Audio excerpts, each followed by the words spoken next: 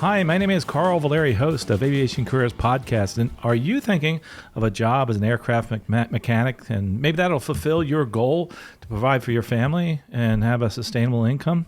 Well, guess what? Today I have with me James Spearman.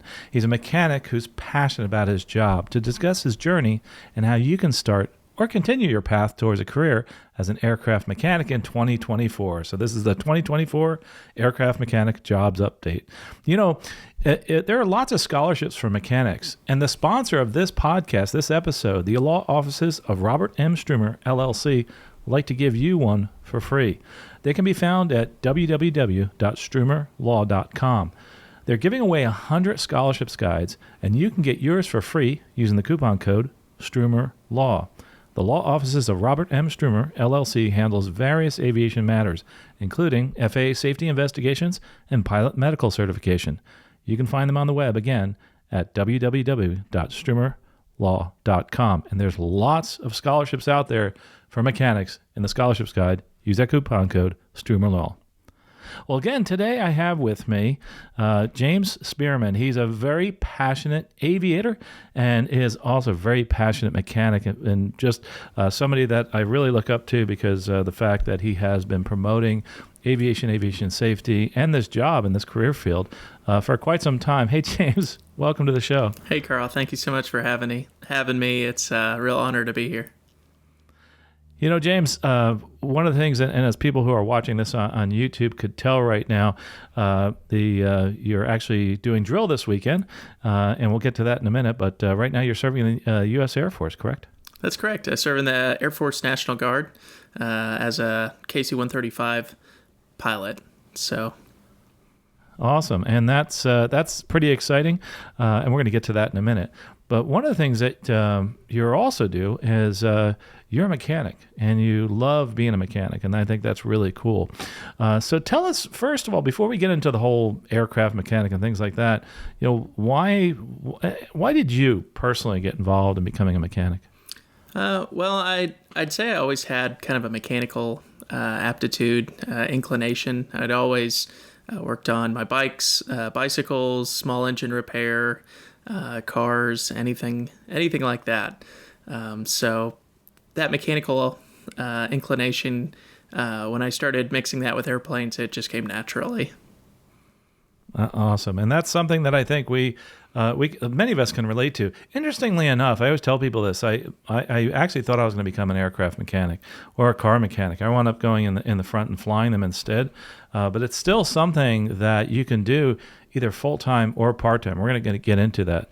But before we do, you know, James, Captain Spearman, I should say, he actually has a long history in his family of aviation and quite the legacy. So tell us a little bit about your legacy and how you're trying to promote it going forward. Yeah, so my family's legacy, my grandfather was a World War II aviator. He, I believe actually from the paperwork that we've got from his records, he started as a mechanic actually, just like I did.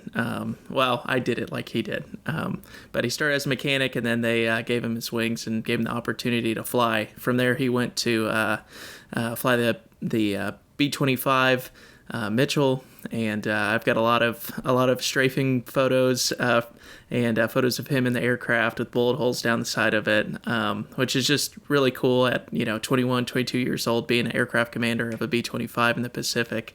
And then from there, he stayed in. He went on to fly the B-36 for SAC, and then the B-52 the beginning of Vietnam, and then called it a wrap from there. So unfortunately, I never got to meet him, but I was able to, my dad transferred all that information to me, which was really cool, growing up seeing it, and that was kind of my intro to airplanes. And then my dad took me to a air show once, and that was it. I was hooked. I was in middle school, and I realized, I don't know exactly how this is going to go, but airplanes are going to be my future one way or another. And then somehow I've managed to become a professional aviation junkie. This is the only thing I do. It's airplanes 24/7.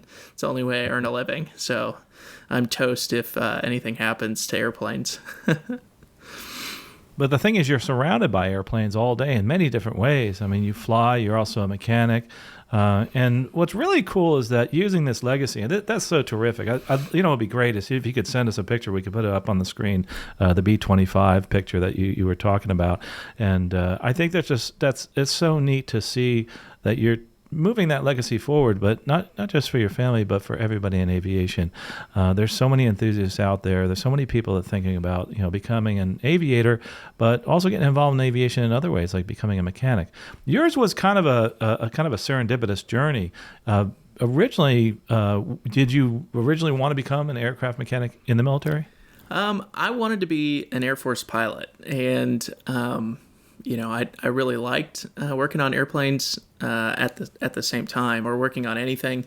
It was interesting.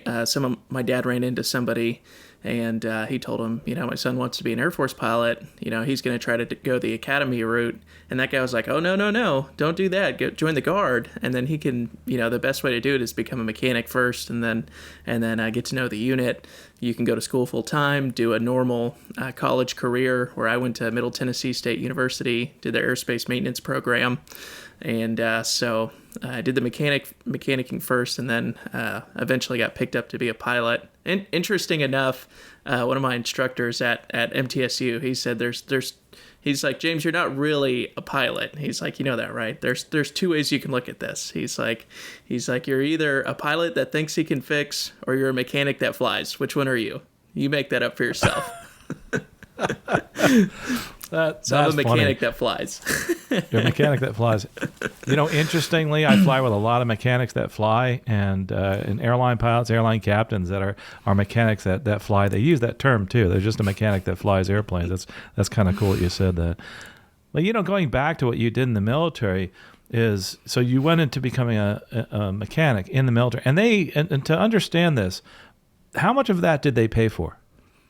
Well, right now, and usually most states, if you do the National Guard route, they're paying for 4-year degrees, and at bare minimum, they're pitching in, I want to say half, and so it's a great. I can't say enough good things about the National Guard. It's a way to get serve your country, get an intro to some sort of skill, and then have them pay for your school. You're on the hook for, deployments and stuff like that. But, for someone that's younger, that's, 18, 19, 20, I don't think there's any better thing they could go do, really for a few years. So. Absolutely. Before we move on to like job opportunities and things like that in the maintenance world, explain a little bit about what you do, like you said with the KC-135, and what's that mission, and what exactly do you do as far as your job there? Yeah, so my job there is to fly the KC-135, and most of our missions were, stateside were training missions. We're going up and refueling, C-17s, fighters, F-16, F-15s, refueled B-2, the B-2 bomber, anything like that. And then some of it's mission, stateside. They're moving people across the states, or we're taking them across the pond, across the ocean to Europe, which is pretty cool. Dragon fighters across the ocean, where they'll stack up off your wingtips, and then they'll rotate in for fuel one at a time because they don't have the gas to get all the way across. So that's pretty neat. Then when we deploy, we're supporting weapons packages that are going in and taking care of business. Interesting. So if you ever see them flying above them, we see them lots of times around here. I'm over near MacDill Air Force Base. You just don't realize how large of an operation that is. I mean, it's incredible how they keep this Air Force actually fueled throughout the world on a consistent basis. It's just phenomenal, this what you guys do, and hats off to you, and thanks so much for you and everybody else's service. Going into the mechanic side of things, though, and someone who's listening to this who's just getting started as a mechanic, or possibly has already gotten started, one of the things that they are sometimes, like anybody's concerned with, is opportunities. So As far as opportunities, say with a smaller type of organization, what type of opportunities do you have at a shop like yours, and then in general in the world of aviation?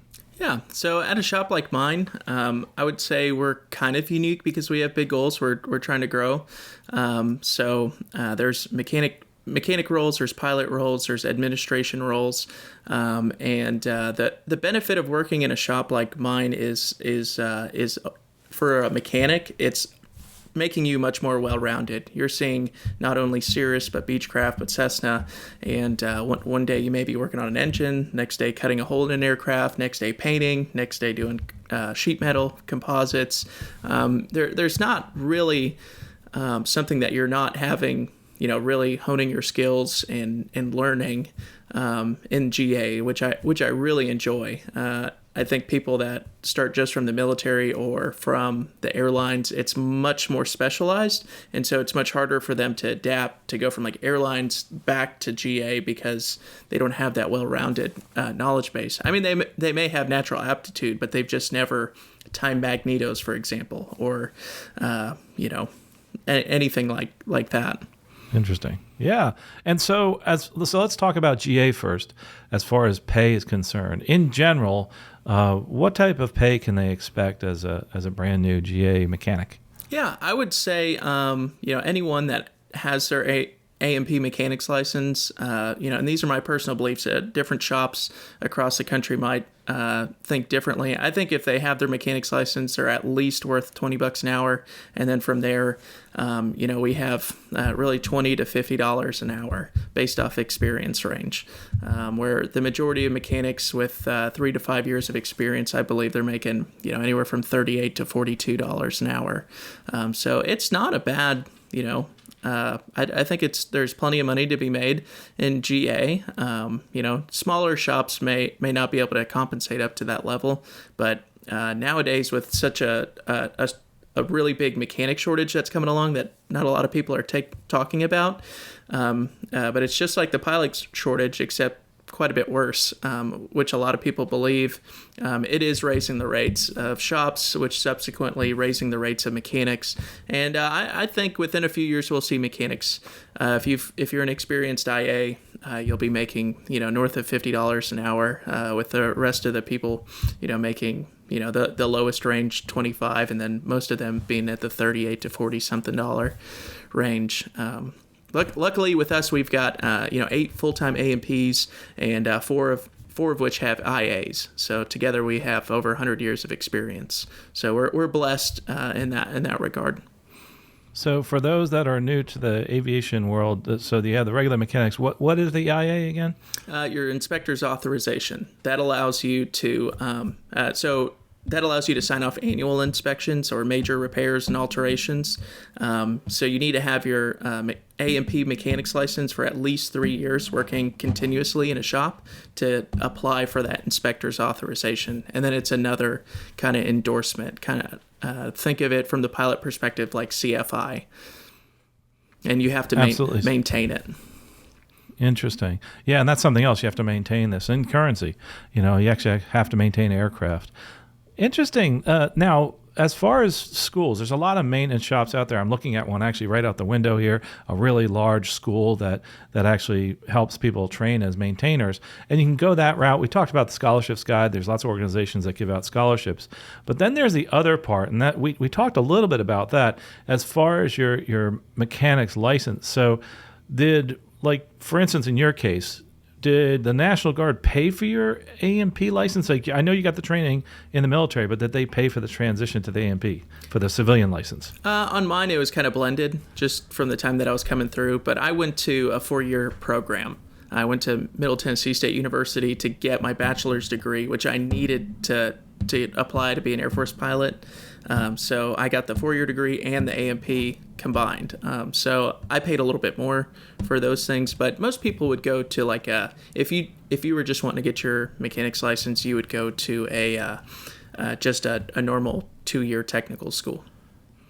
So, people sometimes may not go that route. Can they also come work under the tutelage of someone like yourself and become a mechanic? They can. The downside with mechanics is getting that rating is time. Like pilots ratings, you can go to a program and they can wham jam you all the way through to your ATP.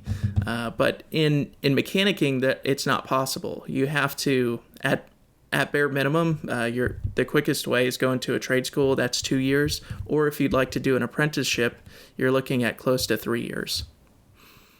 So interesting. Yeah, but that's a while. A local shop, close to you would be great to just go in and say, hey, I want to work as an apprentice and I want to learn the trade. And by the time you're at that 3 year mark, you're awesome, right? You could probably accomplish anything in the shop, but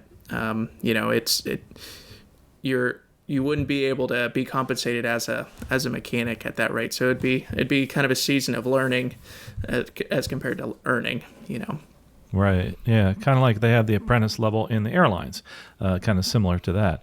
And, where the first year or two, you're not making much. But once you get a little more experience, you get paid more. Speaking of airlines, and I'll speak towards the pay for that side of things, in looking at aviation and avionics or aircraft avionics and mechanics, the median income's around 75, but in the air transport world, that kind of goes up quite a bit, and it can go up into the six figures. I know many people that are making six figures as maintainers at the airlines.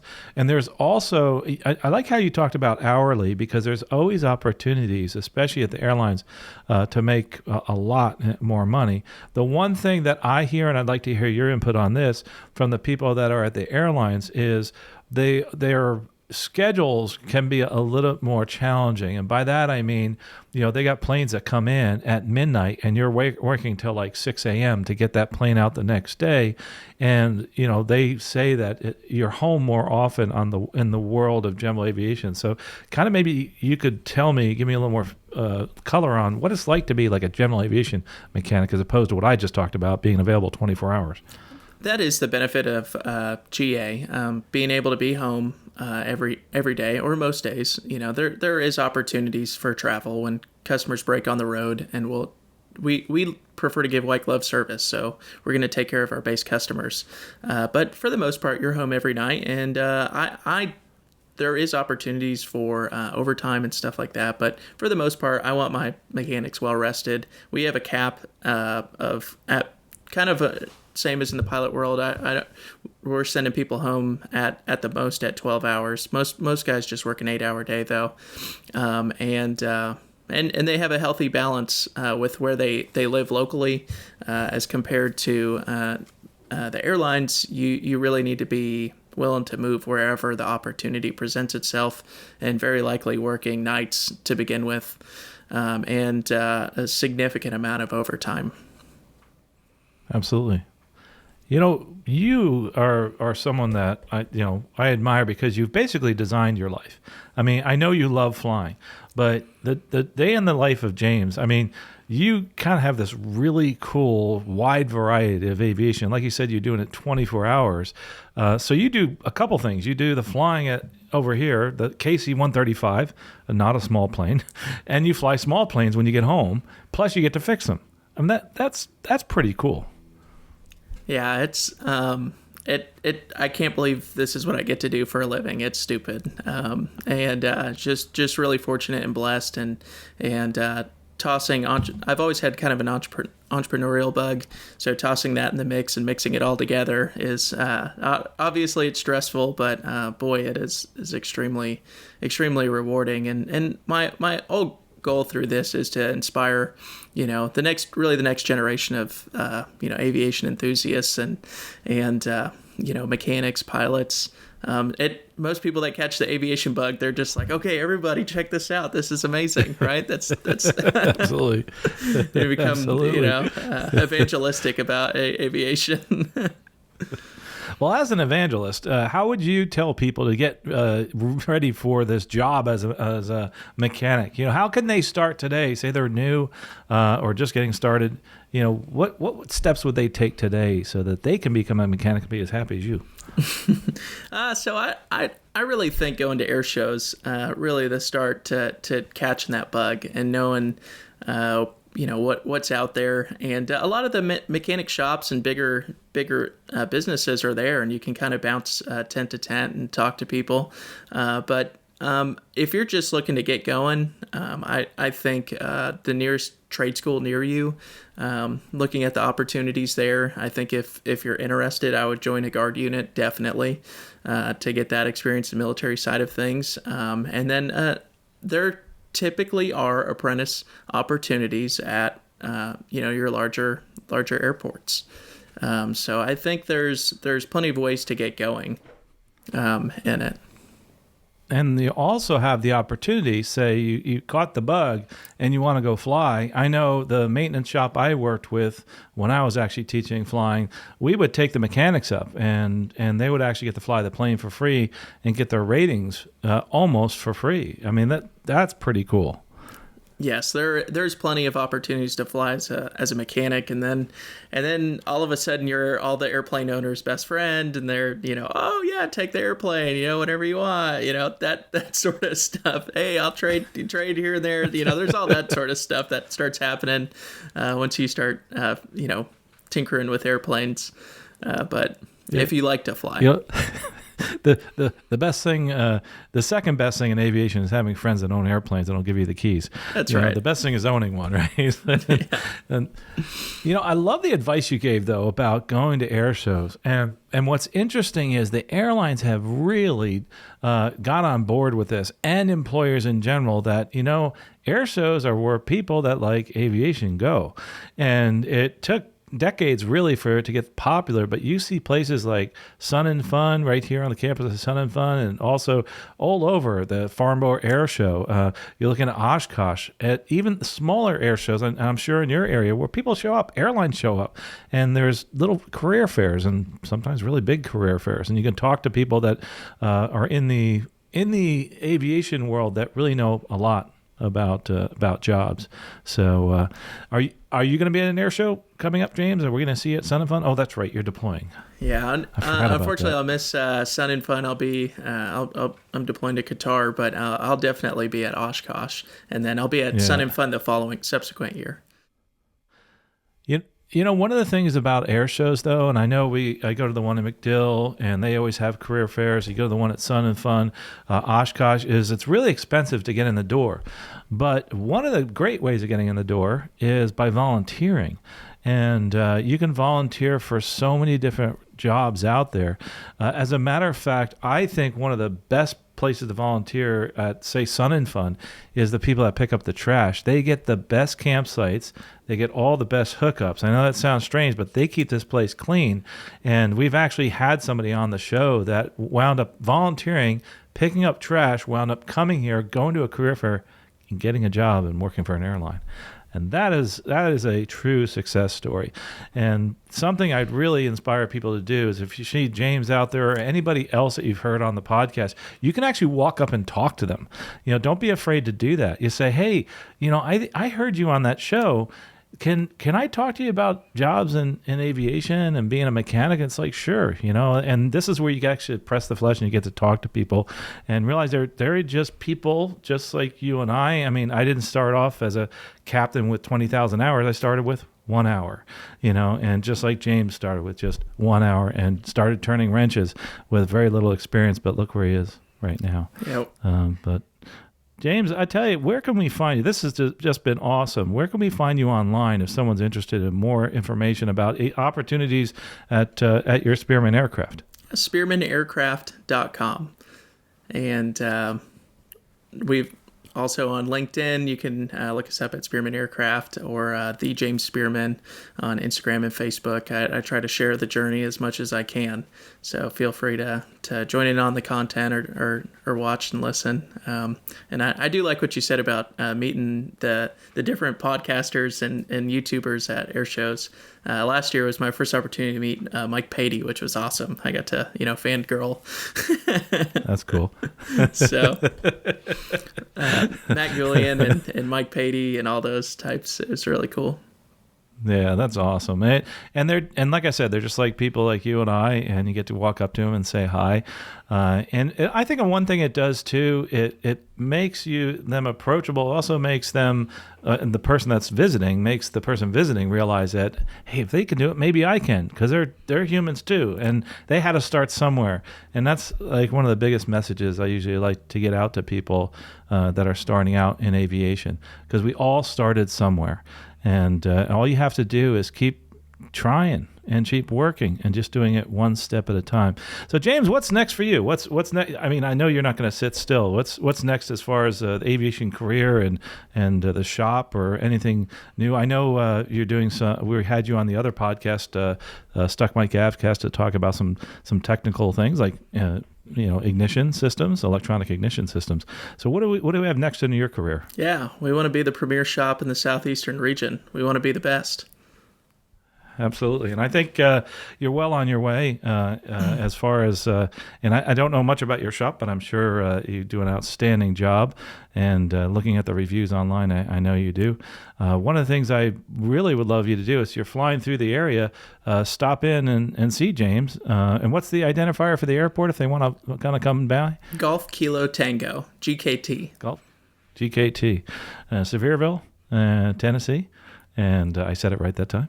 And it's a wonderful, wonderful area. You can visit lots of different places. For instance, Dollywood is there, Gatlinburg. That's right. There's a couple other different, very famous area there for if you're in the Civil War history. There's lots of stuff there, and plus it's just really cool. I mean, it's just so beautiful there. So you get your aviating in. You also get to meet somebody who's really somebody that really inspires people. James, so much. I thank you so much for being here. I think this has been awesome, and we'd love to have you back on to answer some questions. If you do have questions, feedback at aviationcareerspodcast.com, and we'll send them over to James. Yeah. Thanks again, James. Thank you, Carl. I appreciate the opportunity. Well, if you're somebody who's interested in becoming a mechanic, or say flying a KC-135, or becoming an airline pilot, and it's a daunting task sometimes because it is so expensive, but we actually have a scholarships guide that can actually help you get your ratings by getting scholarships to pay for those ratings. And I know people have actually paid for all their ratings, whether as a mechanic, their degrees as a pilot, and to do that, you can get it for free. And we have a podcast here that's being sponsored by the law offices of Robert M. Strumer, LLC. And you can find them at strumerlaw.com. They're giving away 100 of those scholarships guides.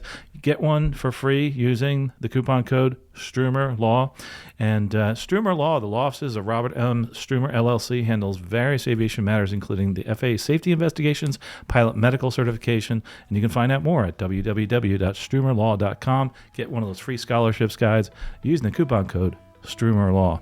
But most importantly, if you've listened to James today, it's, notice where he started. He started looking and looking at opportunities, and that was his first step.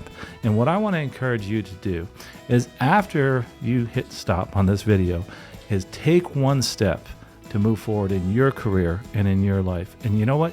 You too will get to the point where James has, either flying a KC-135, airline pilot, or as a mechanic. Folks, I really appreciate your listening today. We'll talk to you next episode. Safe flying out there.